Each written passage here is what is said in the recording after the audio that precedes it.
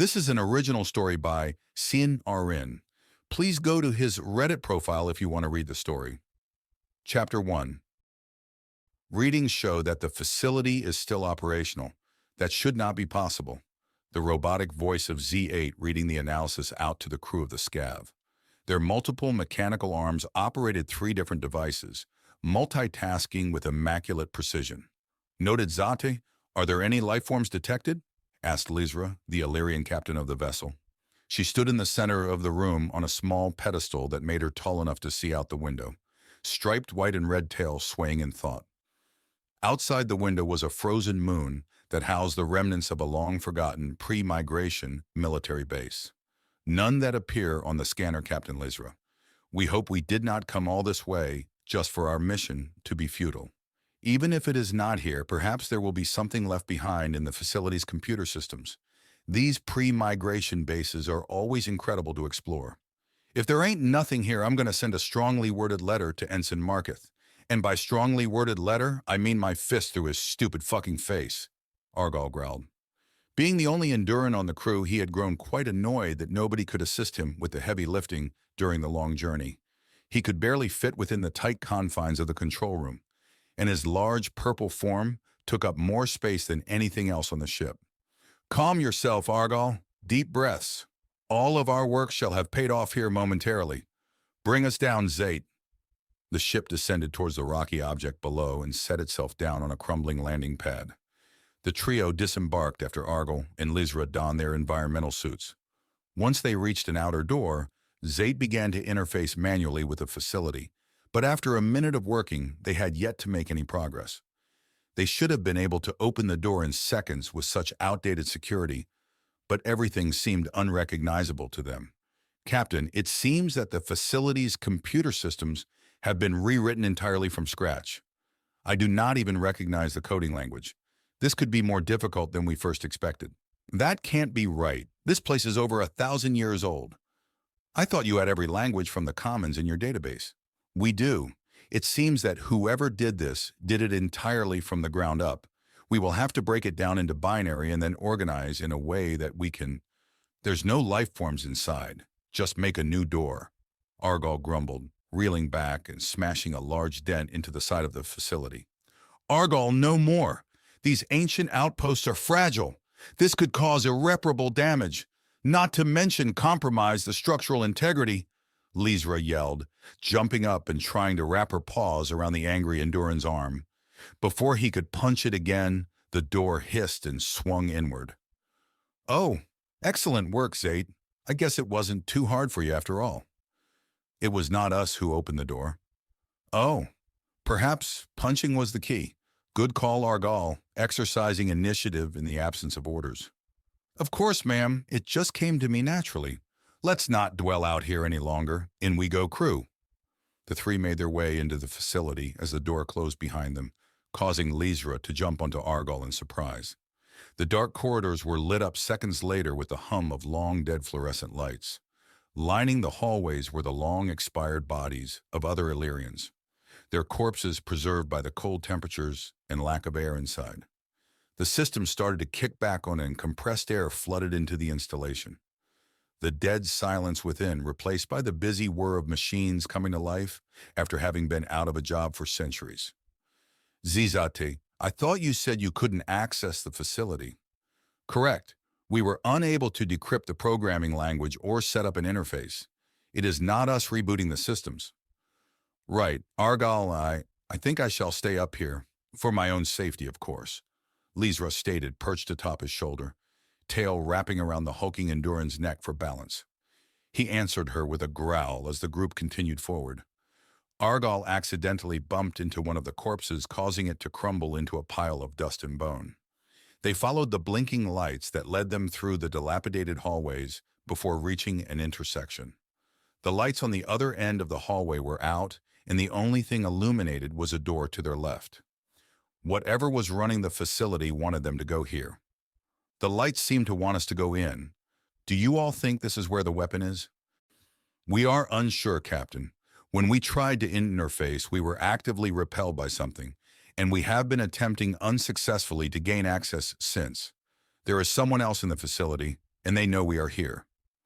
Let's just follow the blinking lights, and if someone else is here, then I punch them and take the weapon. They can't be good at computers and punching. I love your optimism, Argyll. Always good to have a plan. But maybe let's refrain from punching our host. They've been very welcoming thus far. I'm sure if they wanted to fight us, they wouldn't have let us in to begin with. Leesra countered as she looked at the new glowing path before them. The corroded door slid open as they approached.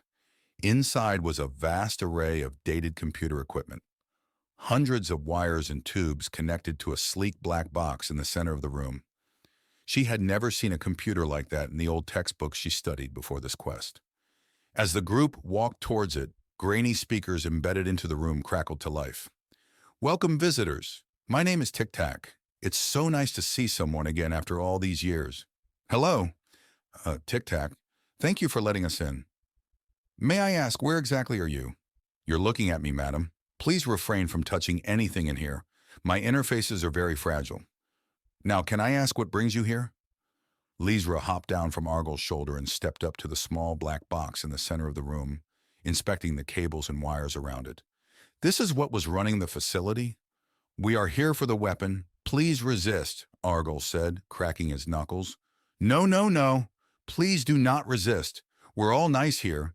We are here looking for an ancient weapon to aid us in a conflict that threatens all of our species. Would you by chance be human?" The intercom made a strange noise before speaking again. "Ha, no, I am merely based upon a human intelligence. You must have come here for my friend."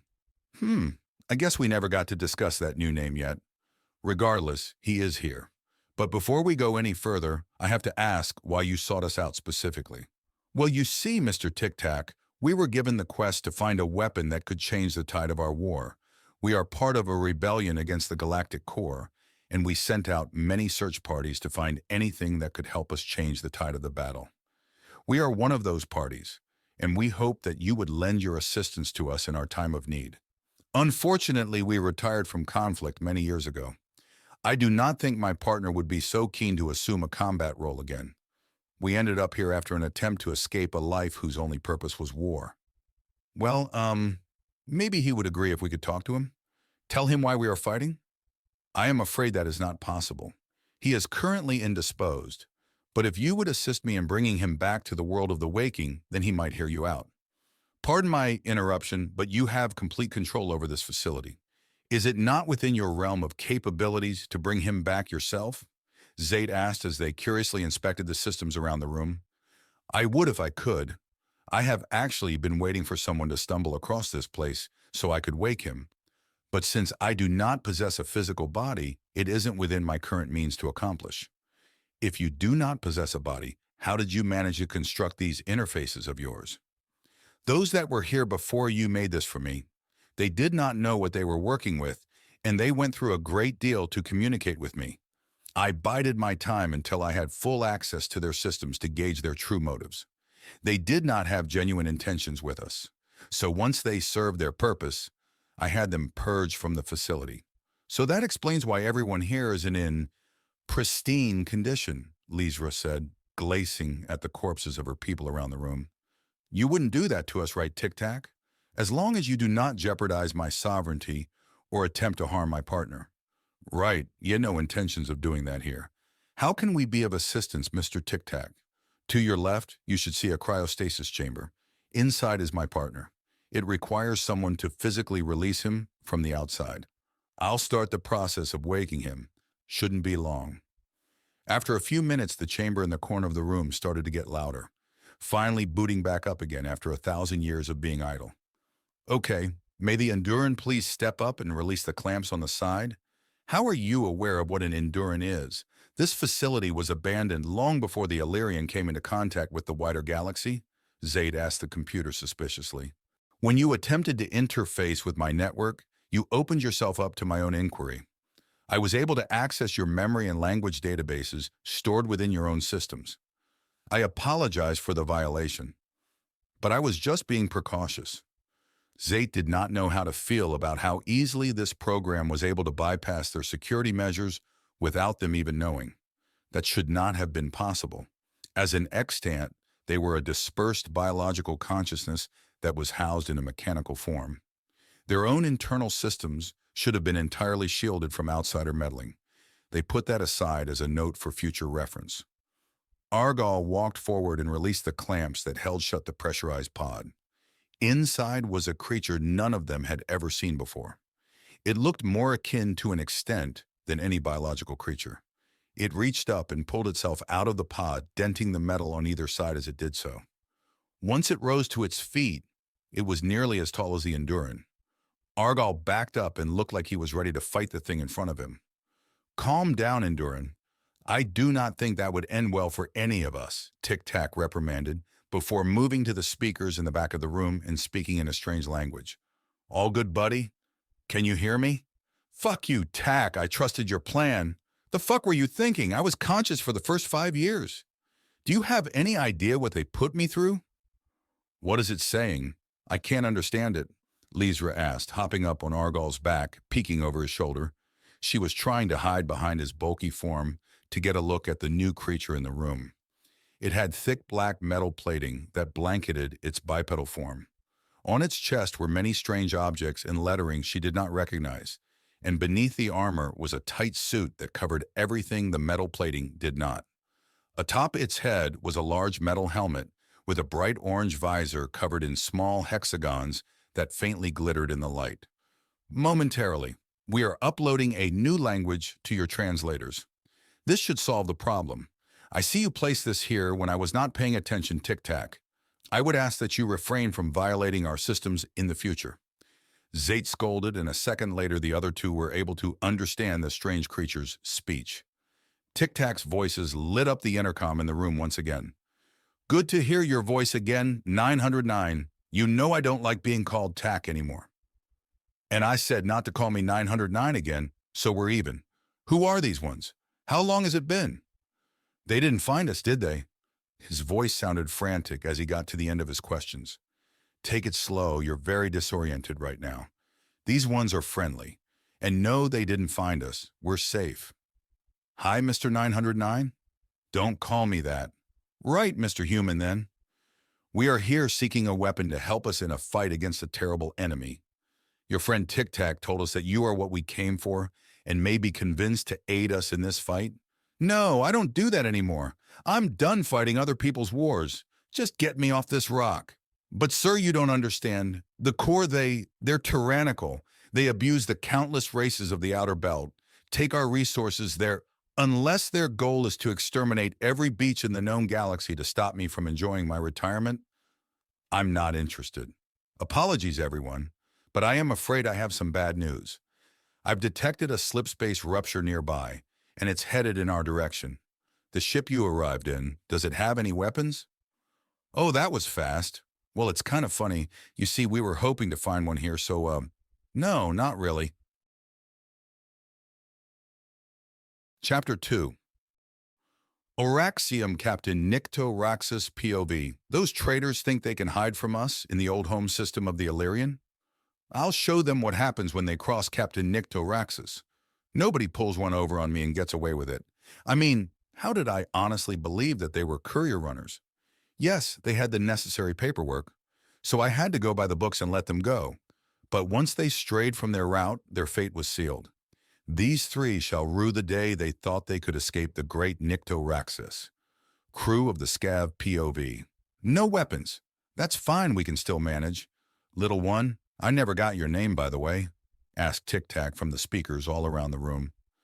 "My name is Lyzra, Captain Lyzra Rightness III to be exact." "Adorable, okay, Captain Lyzra. How sure are you that these ones incoming are hostile?" "I'm fairly certain. I just didn't think that they would be so suspicious of us as to follow us here." "Well, we did lie to them and pretend to be galactic couriers. And that dumbass bought every word of it too," chucked Argal. "Argal language. We are Tic-Tac's esteemed guests here." "No worries, little one. That's okay. I think I have a plan that may get us all out of here. I can completely stabilize the atmosphere within the facility, and then when they enter, I will be able to jettison them from the airlocks. Do you think that might buy us enough time to get to your vessel?" "We're not going to fight them ourselves. The whole reason I was sent with you was to carry this weapon back. I was hoping to get to use it at least, But now I can't even do that since the weapon is a fucking guy, complained Argall, annoyed that there still hadn't been a confrontation that required his expertise. Don't worry, Endurin. If they manage to stick around after we show them the door, we may have use for you yet. And your name is? Argall, he grumbled, still disappointed there was no ancient weapon of destruction he could wield like some god of war. Argall what? Questioned Tic-Tac, confused. Just Argall. Appropriate. They should be arriving any second now. I am going to go ahead and remove the atmosphere from this room so that we do not have to worry about pressure equalization when we make our move. Z8, do you have any way to remotely pilot your ship from here? We do not even need to inquire as to how you know our name. But please call us Zate from this point forward. Yes, we have the ability to control the ship remotely. What do you have in mind, program? I can see from the security feeds they are going to station their ship near yours. I will forward you the location of where to move your ship once I eject the intruders. I am going to illuminate the path to another exit for you to move to. Once there, I'll pressurize the door, open the airlock, and throw you into space. You're going to do what with us? I do not consent to being blasted into the cosmos, Mr. Tic-Tac, replied Lysra, clutching onto Argall even tighter. Captain, the claws. Yes, my apologies, Argall. Do not worry. If Zate gets the ship in position, you will be propelled right into the loading bay or your vessel. When I was connected to Zadi, I was able to view the schematic of your ship. I will send her a visual representation of how to orient it to properly receive you. Tic-Tac replied matter-of-factly. Not necessary. We can visualize that without your aid computer. While the plan was being created, the human sat silently watching them. Throughout the entire conversation, he hadn't taken his eyes off of the small Illyrian captain in the room. His masked helmet gave away no signs as to how he felt towards the plan or other occupants in the room. Lysra hopped down from atop Argall and made her way over to Human, looking up at him. When standing on her hind legs, she barely came up to his knees. Mr. Human, do you have anything to add to the plan? No. Will you defend us if it comes to that? Yeah, sure. And I'm sorry. Sorry? For what exactly? Just that, as Lysra and Homan were locked in their engrossing dialogue, a loud bang echoed throughout the facility that shook the walls of the research room. The trio jumped into action and gathered around the exit door as Human walked over to the small black box looking down at it. Just let me know when Tic-Tac. Disconnect me only when they get to safety.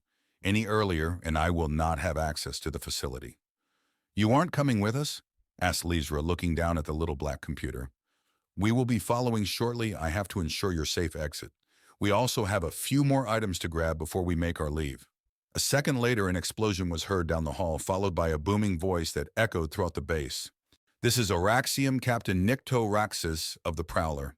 You are in violation of Core Federal Code 13, 7451, impersonating a galactic courier and attempting to flee from federal authorities. Cooperate, and you will be handled respectfully. If you refuse to do so, then you shall face severe repercussions, such as a fine upwards of 10,000 credits. That will be all. He seems to be in a better mood today, Lysra chuckled. Oh, we'll see if he's still threatening us with a fine when I threaten him with his own spine. Argall grunted, putting his fist together. Okay, Zate, get the ship moving. I'm opening the airlocks now. Good luck, everyone. See you soon. When Tic-Tac finished his farewell, the sounds of air rushing out of the facility sounded from the other side of the door. It opened up moments later and the three rushed out into the hall. They followed the blinking lights that guided them through the corridors. Upon reaching the exit, they made their way into the small airlock, and the door sealed behind them. 7 seconds, and we will have the ship in position. We hope Tic-Tac does not send us out to it. Zate was cut off as the opposite door opened and plunged the trio untethered out into the stars. Outside, they could see countless others, flailing around in the vacuum of space, having also been unexpectedly jettisoned from the base. Lysra locked her eyes onto the ship and saw it on an interception course with them.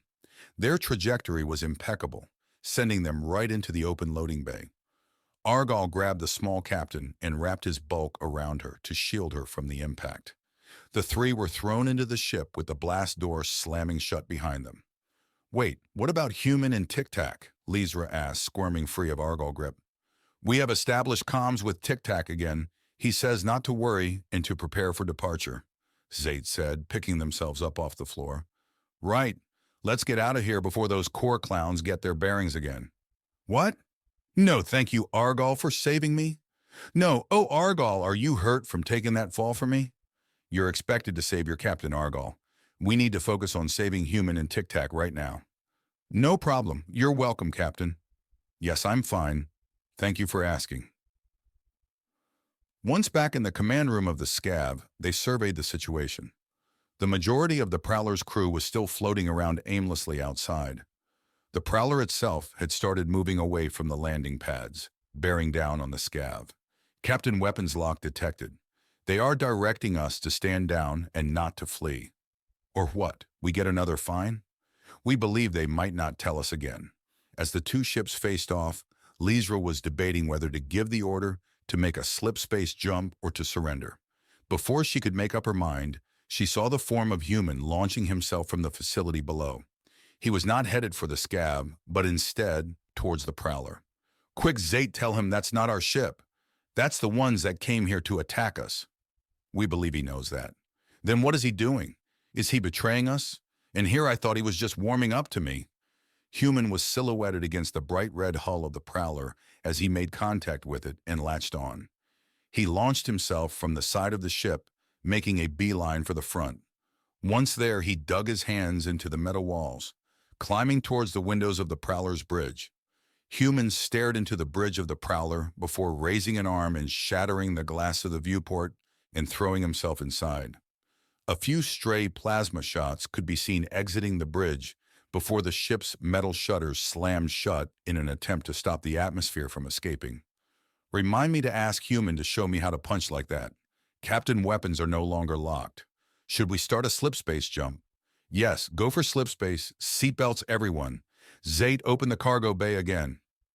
A minute later, the metal shutters were torn open from the inside, and Human jumped from the ruins of the Prowler's bridge towards the Scav. The Scav moved closer to intercept, and Zate oriented the ship to receive him in the open bay. Once Human was safely aboard, the cargo bay was closed, and Zate initiated the slipspace jump. Once away from danger, the crew gave a sigh of relief. Lysra unbuckling herself from her pedestal and surveyed the monitors. Well, I'd like to see them give us that fine now. Great work, everyone. And Argol? Thank you for shielding me earlier. It looked like it hurt. Of course, Captain, you're welcome. And I'm fine, thank you. Oh, come now. I was being genuine. I appreciate your initiative to keep me safe. I'll put you in for some sort of medal when we return. Nah, I don't need a medal. I just want to actually do my job when it doesn't involve moving around cargo. Well then, shall we go greet Human and Tic-Tac then? I believe a thanks is in order. We will stay here and notify you when we are clear of the system. Ensure Tic-Tac will not meddle with our systems again, or he might find himself being the one jettisoned from an airlock. Duly noted, Zate. Keep us on course and notify me of any updates. Lysra and Argol shed their environmental suits and made their way down into the cargo bay to see if Human was okay. When they arrived, there was a dent in the far wall, presumable from when they made the jump, and Human wasn't properly fastened in. He was wearing the small black box from the computer room on his back, and unlike before, had a strange-looking rifle in his hand. Ah, that's new. It is a good look for you two. We're not in space anymore, so you don't have to wear your suit around here when we're in transit. I'm fine, thanks, Human replied curtly. Tic-Tac's voice echoed from the black box attached to Human's back. Unfortunately, he has no way of removing the suit here either way. We would have to construct the proper machines to remove it.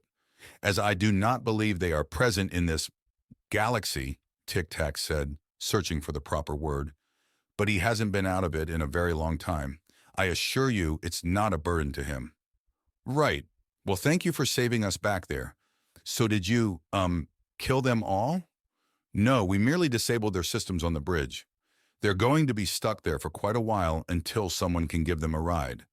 We have decided to accompany you to the nearest port where we can acquire our own ship, and then we shall be on our way.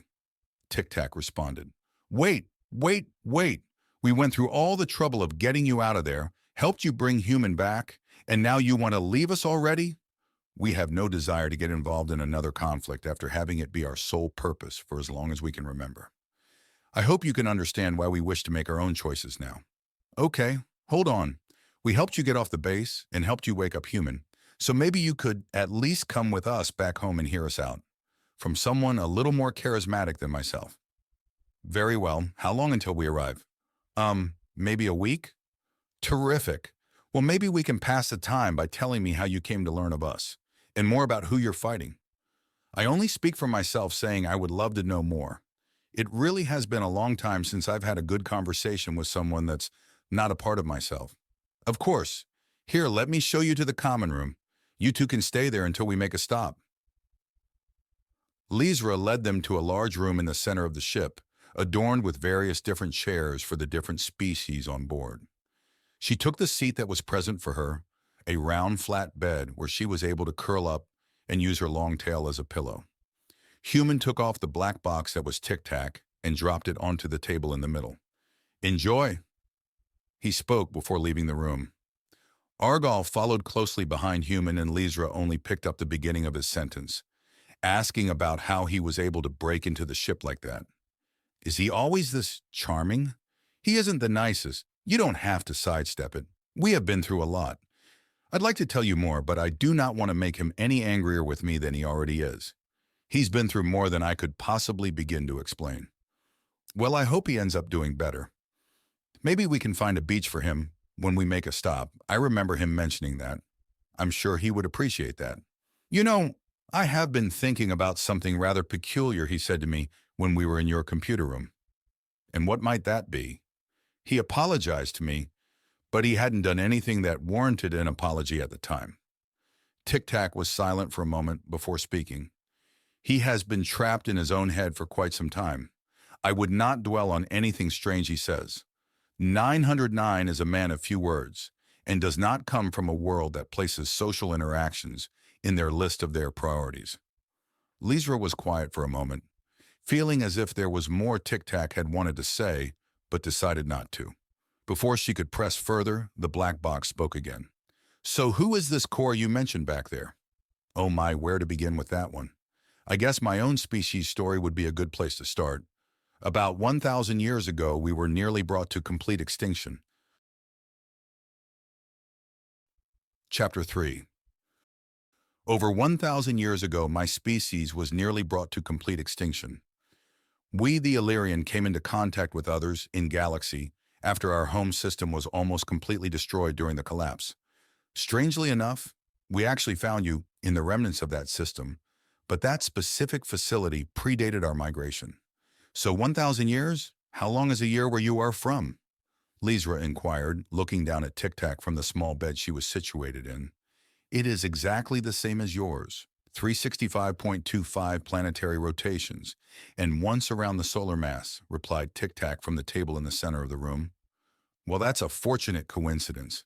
Saves you from having to calculate any time differences. Back on topic, very little of our documentation survived that era, and we were nearly wiped out before we managed to leave.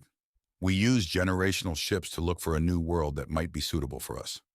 After 100 years, we came across a planet that was habitable for our species. We met another species not long after and were invited into the core. At the time, the core was the standing representation of the nearly 200-odd species across the galaxy. All was well for a time, but slowly people started noticing small events that began to evolve into large changes over the centuries. More resources going into the worlds of the inner ring, the implementation of longer work hours, higher tax burdens for some but not others. Yet with these changes, those of us in the outskirts of the galaxy saw little improvement to our own quality of life. Everyone endured. Nobody truly desired to upset the status quo, fearing that things could get worse. All was stagnant for a while and people lived in uncertainty. Then about 50 of our years ago, someone leaked thousands of hidden records to the public's eye. Well, nobody knows who, but they released detailed documentation across all planets about billions of tons of resources and credits being diverted from the outer sectors into unknown projects. Nobody could find out where it was going, but the core never came forward to explain their actions.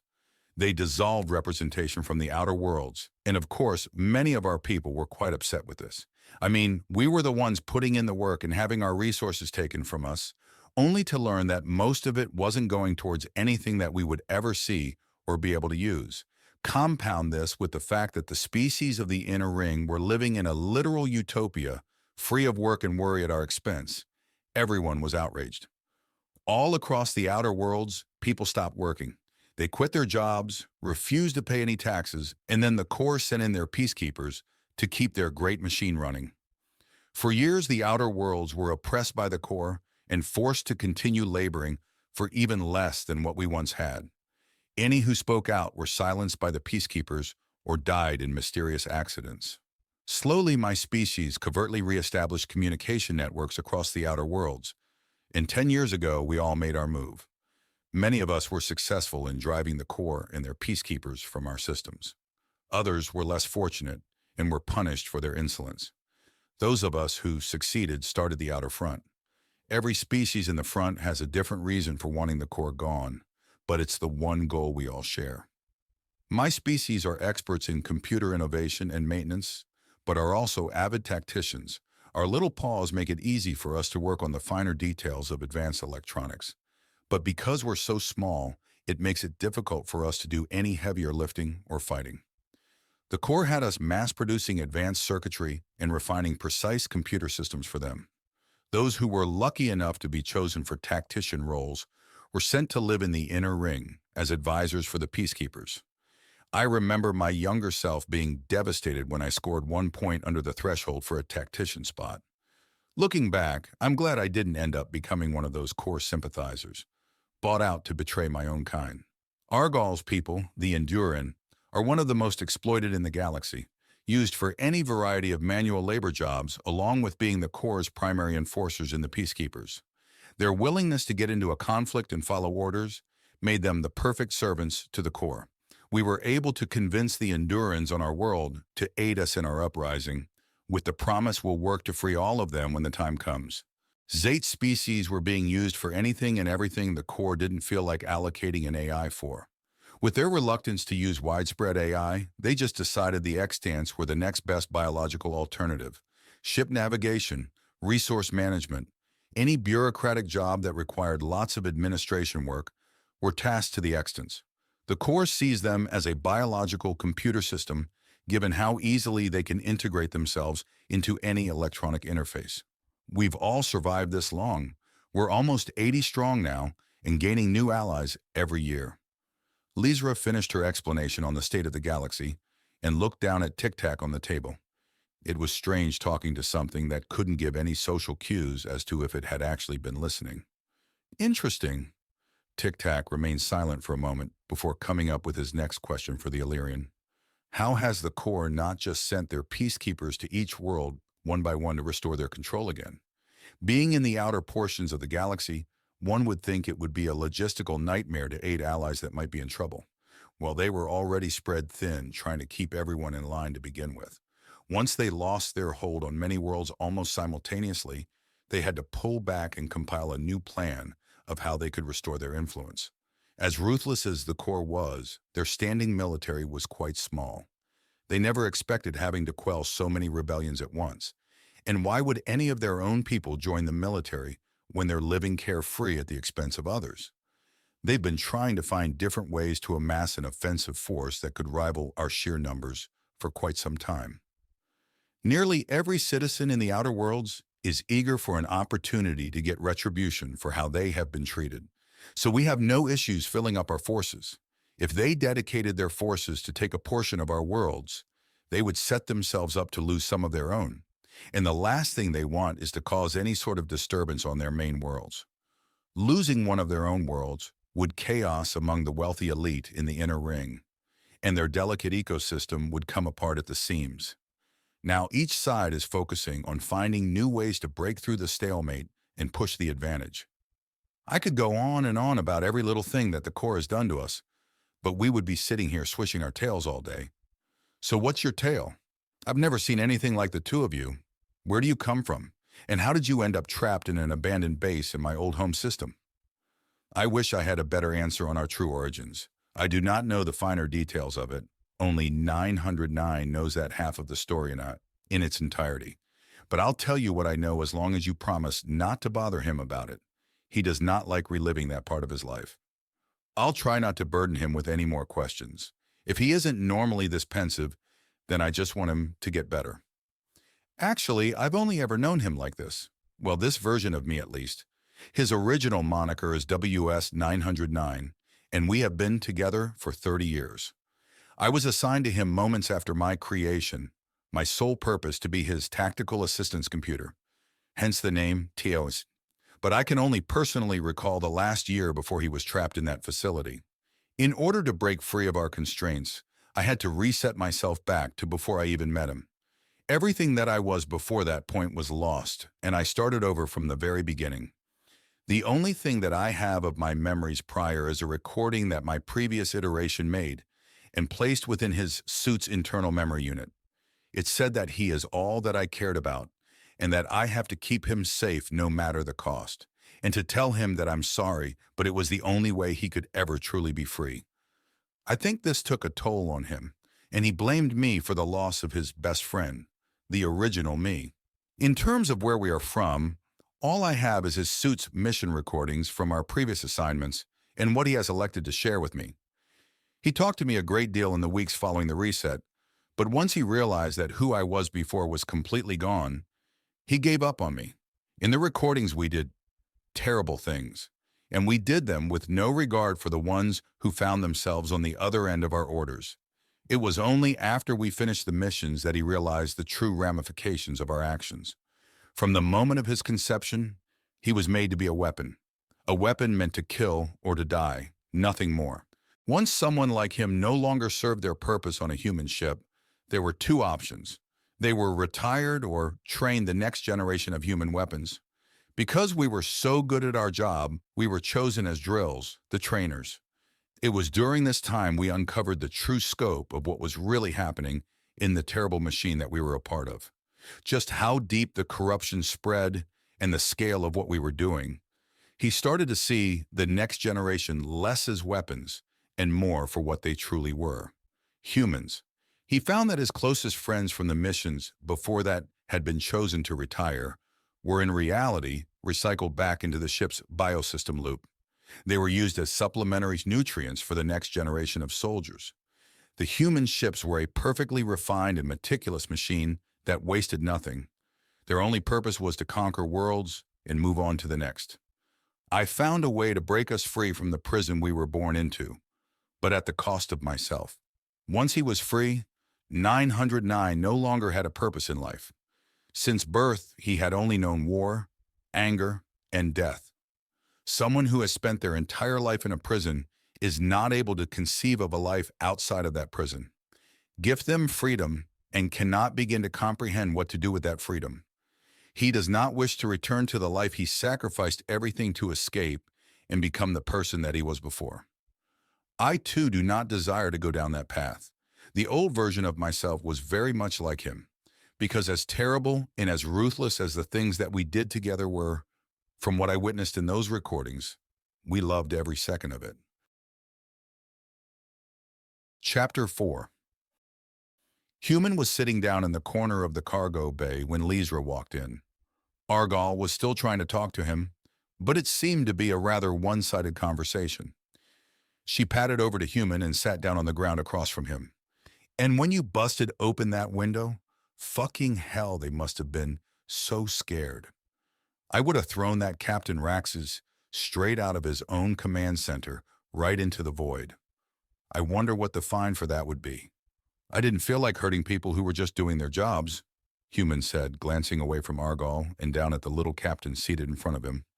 His masked face gave no indication of his true emotions, and looking at it made Lysra uncomfortable, as if it were intentionally designed to instill fear in anyone unfortunate enough to find themselves trapped in its gaze. Argal, would you please go to Bay 3 and move the deuterium and tritium storages out of their places, please? Lysra requested. Yeah, no problem, Captain. We need to refuel the generators already? Argal asked. No. Tic-Tac has requested assistance with something. He said it should be quite simple. It'd be great if you could help him out, she instructed, causing the Enduran to leave them to get to work on his new task. All right, I'll get to it, Human. When I get back, we need to have a sparring match. Maybe I could teach you a thing or two, Argal bragged, grunting and flexing his purple arms as he left the room. Lise returned back towards Human, having to look up to make eye contact as he towered over her. Apologies for his brashness. He's good company, I swear. He just gets carried away when he meets people similar to him. I can see, but I wouldn't say I share his enthusiasm. Of course, you don't have to do that kind of stuff anymore unless you want to. So you're free. What now? We can take you anywhere you'd like to go. Do you have any place in mind? Not particularly, maybe somewhere quiet, with lots of islands. Well, we plan on making our first stop in the quarry sector. They have excellent oceans there and the cities are beautiful.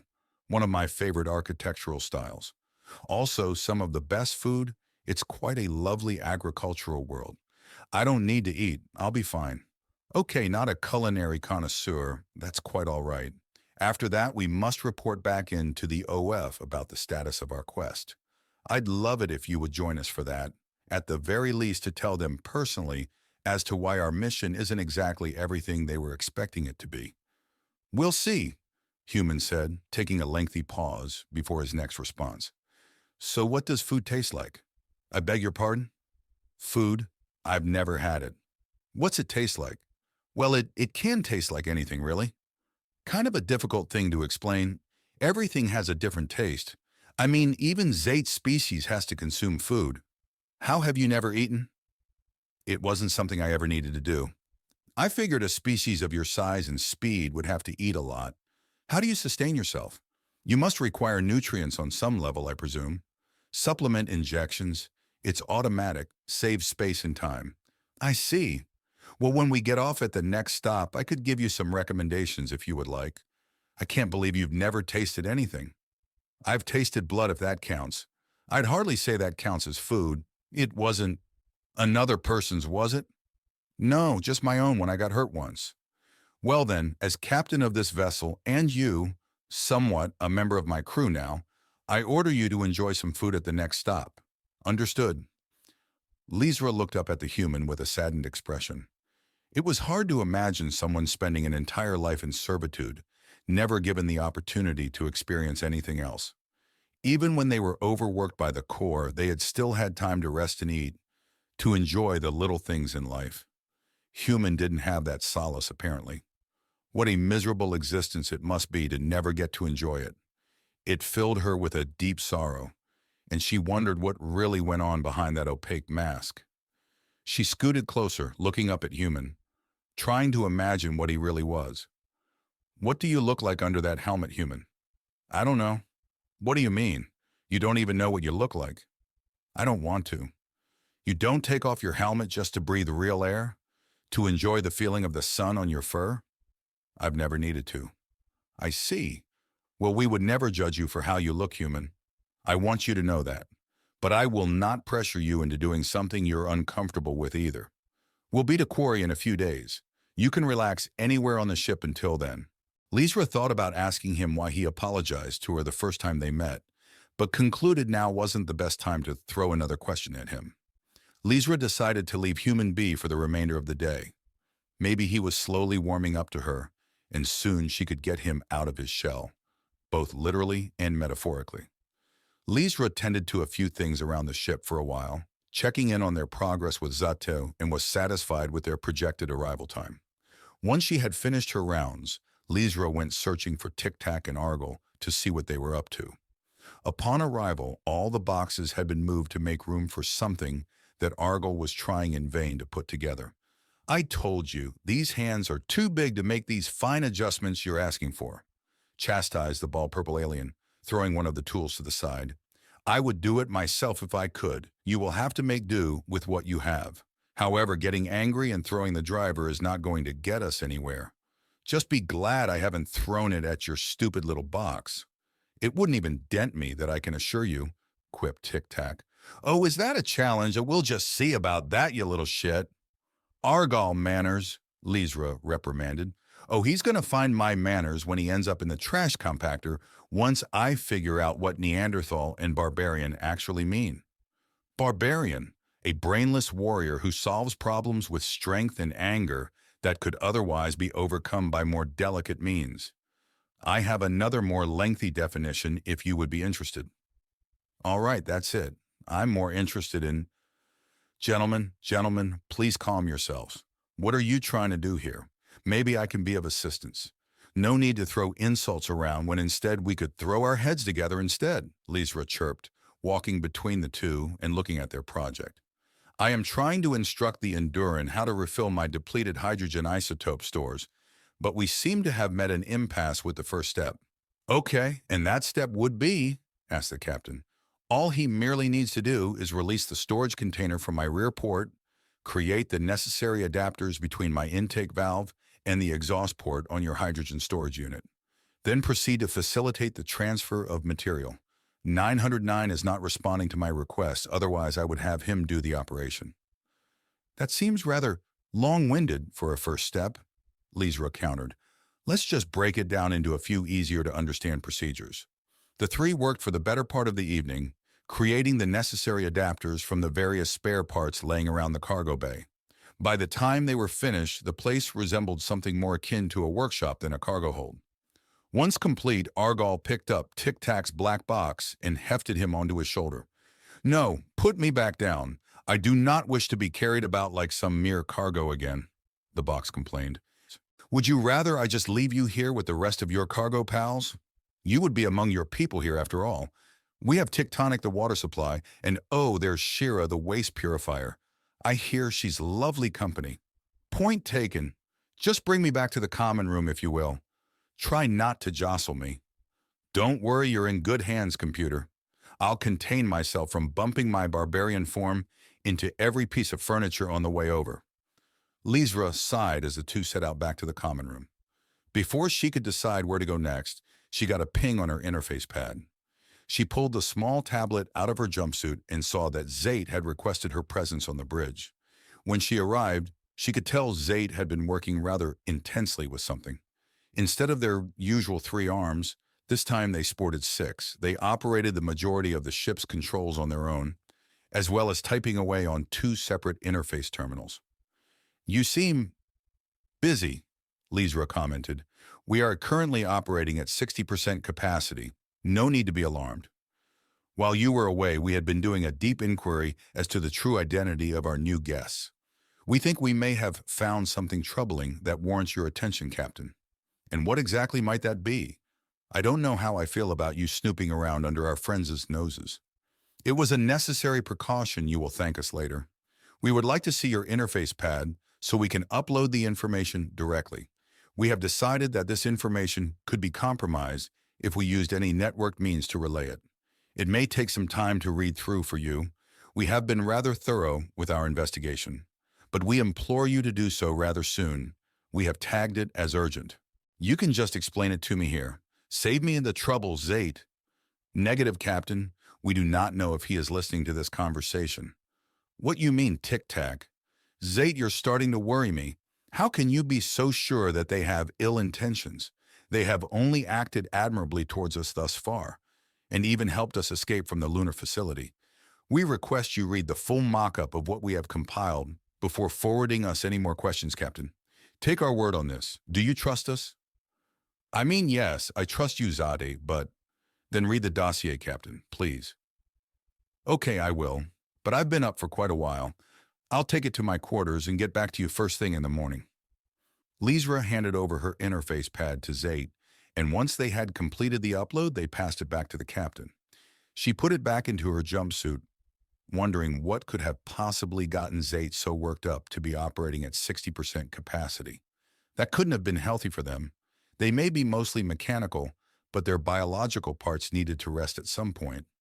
Zate seemed certain that whatever was on this pad would change her opinion on their new companions. She hated doubting their true intentions, but she could tell there was more to the story than what Tic-Tac had elected to share with her. When she deemed it was time to settle down for the evening, Lysra went to the communal washroom to prepare herself for slumber. She hopped up onto the stool to look in the mirror and was taken aback. It had been completely shattered. A spider web of cracks streaked across the surface, and in the center where her face should have been was a large impact from someone's fist. Chapter 5. Once Lysra had settled down in her quarters for the night, she pulled out her interface pad and looked over the message Zaid embedded for her. The captain was hesitant to open it, wondering what it could possibly contain that might have worried her crewmate to such an extent. However, her own curiosity needed to be satiated, and she clicked on the folder to reveal its contents.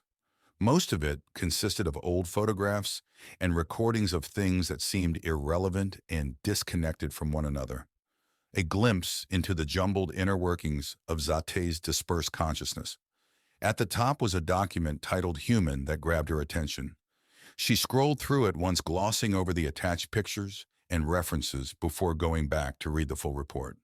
Captain, we have compiled all known instances mentioning a species called human from the historical archives and any other relevant accounts from other databases. Below you shall find all the information that was gathered during our query. It is our recommendation that this should not be shared with anyone outside of the crew, as spreading such sensitive materials could lead us into even greater danger. We found that there is no official core documentation of a species categorized as human in this galaxy, or any other accounts for that matter. The existence of the species is speculative at best, persisting through rumors from unverified sources. They are either not native to our galaxy, or they have hidden their existence to the point that it could be disputed entirely, a galaxy-wide cryptid, if you will. The OF reports supplied for our original mission only explained the potential to find exotic technology of unknown origin that could likely be linked to the Illyrian collapse. It appears that what little information we had been given by the OF on the origins of human only classified it as a potential weapon. Our own inquiry places the furthest mention of human being in hidden Illyrian military documents that predate the migration of your species. After gaining access to such files, we found pictures and video logs that were sourced from the surviving members of the Illyrian species. Though documents related to the Illyrian collapse have been completely expunged from galactic records some 700 years ago, what we managed to find proved troubling. Whoever attempted to bury these files went to great lengths to ensure that they would never surface again. Originally, our goal was to investigate as to why human was found at this facility, but we were not satisfied with the results. We cross-referenced the symbols found on human's armor with surviving collapsed pictures that slipped through the Corps' attempted censorship.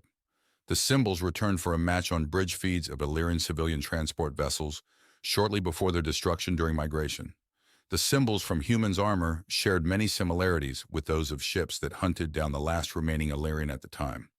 Though for unknown reasons, the attacks on the Generation ships ceased, allowing your species to survive migration. After further investigation, we were able to find corrupted video logs dated 1 year pre-migration. To restore more of the corrupted data we collected would take weeks of our full computational power. Below is one of the recordings we were able to salvage without a great deal of effort. Be advised, it is rather graphic. Lysra played the video and watched intently, wondering what it would reveal about the fate of her people all those years ago. It was an amateur recording of a classical Illyrian town, done hastily through the window of a building overlooking a destroyed city square. A group of Illyrian were huddled together in the center, maybe 30 strong, and most of them were either crying or in a catatonic state. A group of soldiers who looked identical to human paced up and down the line, picking out individuals who were quickly ushered away from the group and out of frame. Once finished, there were maybe 20 Illyrian left in the square. The humans present turned their weapons on the group and proceeded to execute the helpless little Illyrian before them. One of the soldiers turned towards the camera, pointing its long arm in the direction of the camera. Lysra turned away and exited from the recording, unable to bear watching more. The captain continued on with reading the document, hoping there was an explanation for what she had just witnessed.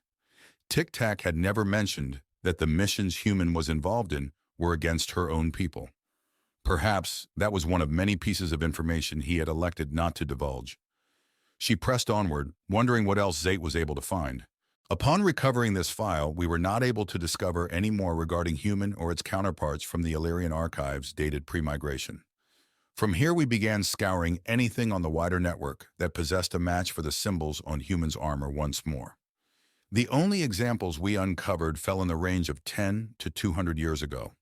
They stemmed from worlds that failed in their uprising during the Outer Ring rebellions or accidents that took place during core control.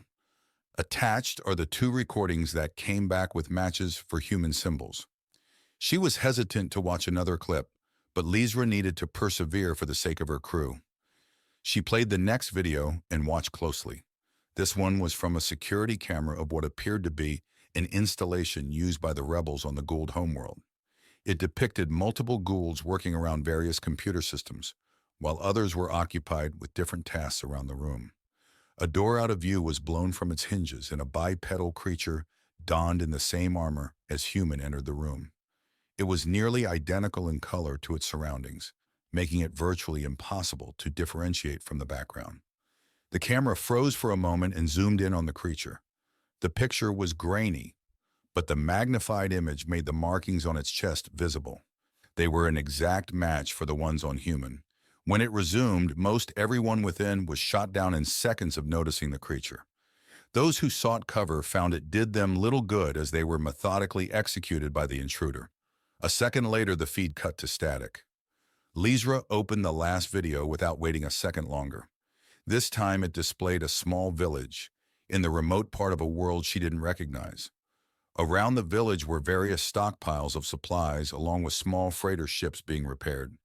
Younglings ran around and played in the streets as parents went about their work. A large explosion rocked the town, leveling one of the buildings at the top of the frame. When the dust settled, she was able to make out a figure just as before, sporting the exact same armor as her new friend. This one single-handedly cleared the streets as ruthlessly as the last, killing one after another indiscriminately. Everyone in the village was shot down as they tried to flee, left writhing in the dirt to bleed out and die. And just before the camera went dead, it zoomed in, allowing Lizra to once again pick out the all-too-familiar white markings, the markings of a human. She closed out of the last feed and finished reading what Zaid had compiled for her. Working with what we were able to gather, we have come to our own conclusion in regard to the origins of humans. We speculate them to originate from the same system as the Illyrian. But according to what survives of Illyrian history, that should not be possible. We are still working to find out how that could be the case and exactly how these humans brought themselves into the galaxy. We have concluded that they are the ones responsible for the near extinction of your species and the source of the corruption in the core, yet do not know the extent of their influence on the wider situation. After the fall of the Illyrian species, these humans must have begun taking up operations as the enforcers for the core, working outside of official jurisdiction. The one that currently resides within our ship may not have contact with the others of his kind, but it is clear to us that the species poses a great danger to the sovereignty of the galaxy as a whole. We cannot discern the full scope of humans' physical capabilities. However, Tic-Tac has technical abilities that far surpass our own, as we have learned from our initial encounter with him. We will continue to uncover any possible information that may pertain to human and his counterparts. We would advise you to exercise extreme caution when divulging any information to human or his companion program, Tic-Tac. We recommend you refrain from any further interactions with them and jettison them from the cargo hold at your earliest opportunity for our own safety. Once she had finished reading the report, Lizra threw her interface pad at the foot of her bed and tried to stop herself from trembling. Tic-Tac and human had seemed genuine in the short time she had known them. She knew they did terrible things in the past, but they regretted them now and are trying to be better from it.